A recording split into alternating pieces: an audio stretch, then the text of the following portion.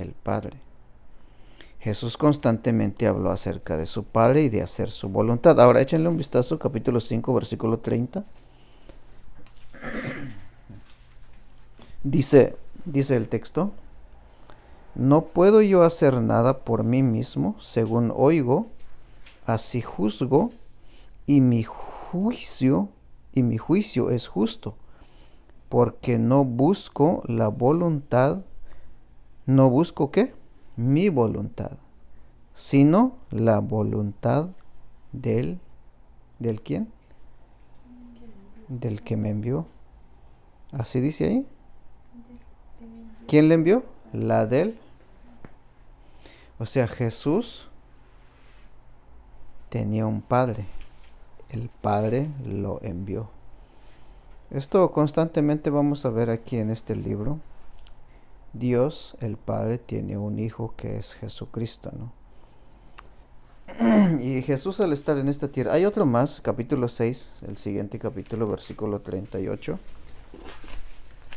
que dice 6:38. Porque he descendido del cielo no para hacer mi voluntad, sino la voluntad del que me envió. Versículo 39. Y esta es la voluntad del Padre, el que me envió, que todo lo que me diere, no pierda yo nada, sino que lo resucite en el día postrero. Bueno, ahí está la voluntad del Padre. Se refiere a hacer la obra de salvación. Capítulo 8, más adelante, versículo 29. Este es importante porque vamos a apreciar cómo para Jesús, la más importante era hacer la voluntad de su Padre. Capítulo 8, versículo 29. Dice lo siguiente: porque el que me envió, ¿qué dice? Conmigo está. No me ha dejado solo el Padre, porque yo hago siempre lo que le agrada. Así es como vemos que hacer la voluntad de su Padre era su alimento, su sustento más importante. Esto implica obedecer, implica agradarle a Dios el Padre, ¿no? Y acabar su obra. Capítulo 5, ahí adelantito, 5:17. Dice: y Jesús les respondió: mi Padre hasta ahora trabaja y yo trabajo. 18. Por esto los judíos aún más procuraban matarle, porque no solo quebrantaba el día de reposo, sino que también decía que Dios era su propio Padre, haciéndose igual a Dios. ¿Qué tenían en la mente los judíos cuando alguien decía que es hijo de Dios? Es porque se estaba haciendo igual a Dios. Bueno, lo cierto es que Jesús es el Hijo de Dios. Y Jesús es Dios, ¿verdad? Él fue el que tomó forma humana cuando vino a este mundo. Pensemos que los dos estaban en la eternidad, el Padre y el Hijo. El que descendió de los cielos, como lo leímos, fue el Hijo. Descendió en el sentido de que vino a tomar forma humana, mientras que el Padre no tomó forma humana, solo el Hijo de Dios. Pero podemos leer aquí que el Padre estaba con él, en espíritu, pues, ¿ok? Someterse al Padre y proclamar la verdad era la devoción constante de Jesús. Era eso lo que le satisfacía, lo que le llenaba de gozo, de alegría, y ese era su verdadero sustento. En otra ocasión, Jesús dijo: no solo de pan vivirá el hombre. ¿Saben dónde está? En Mateo capítulo 4 y también Lucas capítulo 4. Dice allí que el Espíritu Santo lo llevó al desierto para probar a Jesús, para ser probado. fue el Espíritu de Dios, el Espíritu Santo, quien llevó a Jesús en su humanidad para ser tentado, dice, para ser probado. Vino el tentador, que es el diablo. Pasaron 40 días sin comer ni beber. ¿Te imaginas? ¿Se imaginan eso? Jesús sin comer 40 días. Satanás, el diablo, se acerca y le dice: si eres el Hijo de Dios, haz que estas piedras, o di que estas piedras se conviertan en pan. Jesús le dijo: no solo de pan vivirá el hombre. Ni siquiera pensó, dice un hermano, que si Jesús, solo con pensar que las piedras podrían convertirse en pan o en comida, se hubieran convertido, porque Él es Dios. Lo podemos ver en varios milagros de Jesús, tanto como en el Nuevo como en el Antiguo Testamento. Cuando Moisés golpeó la peña, la roca, la piedra, ¿qué dice ahí? En Éxodo, salieron aguas, brotaron aguas. Jesús bien podría golpear esas piedras y crear comida, ¿no? Pero Jesús nunca usó sus poderes divinos, sus poderes sobrenaturales, sus milagros, sus prodigios para crear alimento para su sustento. Nunca lo hizo. Bueno, por lo menos la Biblia no registra que lo haya hecho. Él pudo convertir el agua en vino, en el capítulo 2 lo estudiamos. Ya vimos que, más adelante vamos a ver que Jesús convierte 2 pececitos y 5 panes a más de 5,000. Alimentó a más de 5,000 personas. En otra ocasión convirtió los peces y los panes a más de 4,000. Y comieron todo. O sea, Jesús podía hacer milagro, pero nunca usó esos poderes para satisfacer sus propias necesidades, para comer o algo, ¿no?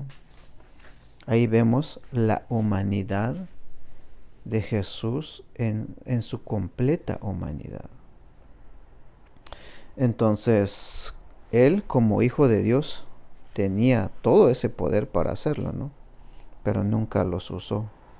Lo que hizo Jesús es someterse al Padre, hacer su voluntad y proclamar la verdad. Entonces, ¿por qué? Para Él lo más importante era hacer la voluntad de su Padre y acabar su obra. En los siguientes versículos podemos observar la obra de salvación a manera de explicación y de resumen también cuál es la voluntad del Padre y la obra del Padre. Por eso lo hemos titulado, el estudio que corresponde a esta sección, Jesús y la ciega en Samaria. Ahora sí, entremos en el versículo 35. Jesús compara el cultivo de trigo o la cosecha de trigo con la proclamación de la verdad, entre paréntesis, lo que es el Evangelio. ¿Ok? Aquí podemos ver cómo se explica la voluntad del Padre que Jesús vino a hacer y también su obra, esa obra de salvación. ¿Qué dice el versículo 35? No, ¿no decís vosotros, aún faltan 4 meses para que llegue la siega? Es una pregunta, ¿no? Jesús les está diciendo a los discípulos, ustedes dicen, ¿sí?, que faltan 4 meses para la siega. ¿La siega qué es? Cosecha, ¿no? Siega significa cosecha. ¿Okay? Cosechar. Parece ser que en los campos de Samaria, por donde habían pasado los discípulos, esos campos estaban recién sembrados, el trigo. ¿Sí? Cuando era jovencito, fui al estado de Oregón Ahí mire cómo se siembra el trigo, cómo trabajan en la tierra, lo siembran y después de unos meses llega la cosecha. Parece ser que en los campos de Samaria estaban sembrados. Y los discípulos estaban diciendo, bueno, aquí en 4 meses pues va a haber cosecha, va a haber trigo, va a haber pan fresco. Jesús les dice a ellos y lo toma como una figura de comparación con la proclamación de la verdad. Note lo que dice, versículo 35. He aquí os digo. He aquí. Es una expresión de como diciendo, pongan atención a esto, ¿no? Observen esto. He aquí. Algo que llama la atención. Dice, alzad vuestros ojos y mirad los campos, porque ya están blancos para la siega. Lo primero que Jesús les dice, alzad vuestros ojos. Es como término, es un mandato, término imperativo, alzad. O sea, alcen sus ojos. Jesús está invitando a sus discípulos a observar más allá de lo físico, del mundo material, no solo de la comida, no solo de los campos tan hermosos, los lugares bonitos por donde uno pasa. Alcen sus ojos y miren los campos, dice, que ya están blancos. Aquí blancos, ¿qué significa blancos? Les dije la vez pasada. Los campos ya están blancos. Significa grano maduro. ¿Ok? Grano maduro. Eso significa blancos. O sea que Jesús está comparando lo material a lo espiritual. Cuando el trigo ya llega a su final para las cosechas, porque el trigo ya está para cosecharlo. Y es curioso que la Biblia, cuando habla de trigo, se refiere a creyentes. ¿Okay? Hay un himno que se canta, o que cantamos, dice, trigo soy del granero del Señor. Está muy bonito ese himno. Miren, dice Jesús, miren, los campos ya están blancos. ¿Qué dice el versículo 35? ¿Para qué? Ya están blancos para la siega, ya se puede cosechar. En el mundo espiritual ya se puede predicar el evangelio, es lo que está diciendo Jesús. Y ahora, sigamos leyendo para entender. Y el que ciega, dice, recibe salario. ¿Quiénes son los que ciegan? Los que cosechan, ¿no? Los que trabajan para la cosecha, para levantar el grano, para levantar el fruto del trigo, pues. Se refiere a las personas. Llevarles el mensaje de la verdad y que crean en Jesucristo. ¿No es esto lo que estaba haciendo la mujer? Sí, ¿no? ¿Qué hizo la mujer? La mujer samaritana dejó su cántaro, se fue a sembrar. Oigan, aquí hay un hombre que me ha dicho todo lo que soy. ¿Qué había hecho la mujer? Era una mujer pecadora. Jesús le dijo que había tenido 5 maridos y con el que vivía no era su marido. Y la mujer dice, pues me hace que tú eres profeta. Y Jesús le dice, pues yo soy el Cristo. De esa manera testifica, da testimonio de Jesús y de su vida, que la verdad ya está ahí, es Jesucristo, a quien tanto esperaban. Bueno, pero sigue diciendo el texto, el que ciega recibe salario y recoge fruto, ¿qué? ¿Cuál es el fruto de este campo espiritual? Para vida eterna. ¿Ok? Interesante, ¿no? Para que el que siembre goce juntamente con el que ciega. Porque en esto es verdadero el dicho, uno es el que siembra y otro es el que cosecha. Uno es el que siembra, otro es el que ciega. En el mundo espiritual, en lo que es la proclamación de la verdad, algunos predican y algunos cosechan. Algunos siembran y otros cosechan. Esa es la idea, ¿no? Hay un dicho ahí, parece ser, porque dice el versículo 37, porque en esto es verdadero el dicho. Uno es el que siembra y otro es el que ciega. Había un dicho entre ellos.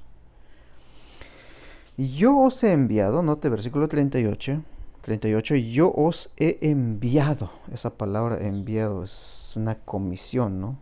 Yo los voy a enviar. Yo los he enviado ¿a dónde? ¿Qué dice ahí? A cegar lo que vosotros no labrasteis. Ahora usa otra palabra. La palabra labrar. No labrasteis. Ustedes no trabajaron duro. Labrar significa trabajar la tierra duramente. Romper la tierra, quebrar la tierra para que los surcos se siembren. Hay un trabajo duro para esto. Jesús les está diciendo, ustedes han entrado, o sea, yo los he enviado a cegar lo que ustedes no labraron, otros labraron y vosotros habéis entrado a sus labores. Nuevamente, Jesús está hablando del mundo espiritual. Otros labraron y ustedes han entrado en sus labores. ¿Quién es el que hizo la obra de salvación? Nosotros no podemos salvar a nadie. Ningún ser humano puede salvar a nadie. Nosotros no podemos pagarle los pecados a alguien. Yo como ser humano no puedo ni siquiera salvarme por mí mismo. No puedo ni siquiera pagar un pecado. Pero Jesús obró la salvación. Trabajó duramente para darnos la salvación. Su sacrificio en la cruz. Esa es la idea. La salvación lo recibimos gratuitamente por la fe. Solamente recibir la fe. ¿Tienen pregunta? ¿No? Okay. Esa es la idea, ¿no? Ahora termina Jesús y ahora sigue el escritor diciendo, versículo 39, y muchos y muchos de los samaritanos de aquella ciudad creyeron en él. ¿Notan ahí? Creyeron en él. Parece ser que cuando la gente vino a Jesús, donde estaba sentado en el pozo, comenzaron a predicarles. Obviamente que Jesús es el Cristo, que Él es el Hijo de Dios, y la gente creyó en el mensaje. Por eso dice, y muchos de los samaritanos de aquella ciudad creyeron en Él por la palabra de la mujer que daba testimonio diciendo, me dijo todo lo que he hecho. Versículo 40. Entonces vinieron los samaritanos a él y le rogaron que se quedase con ellos, y se quedó ahí 3 días en Samaria. 3 días, ¿no? ¿2 días? O sí, se quedó, y que se quedase con ellos, y se quedó allí 2 días. Mire que era 3, pero era 2 días. O sea, Jesús no solo pasó de ahí de largo, ¿no? Ahora, entendemos por qué Jesús dijo, miren los campos, ya están blancos para la siega. Porque Jesús, en su visión, siendo el Dios, podía conocer los lugares, la gente. Y Jesús le dice a sus discípulos, aquí hay almas que salvar. Aquí hay personas a quienes le vamos a predicar y van a creer. Eso es lo que estaba viendo Jesús. La siega, por eso pusimos el título, la siega en Samaria, o la cosecha en Samaria. Versículo 41. Y creyeron muchos más por la palabra de Él. Versículo 42. Y decían a la mujer: ya no creemos solamente por tu dicho, porque nosotros mismos hemos oído y sabemos que verdaderamente este es el Salvador del mundo, el Cristo. Así es como termina, cómo se explica que Jesús vino a hacer la voluntad de su Padre y acabar su obra. ¿Preguntas?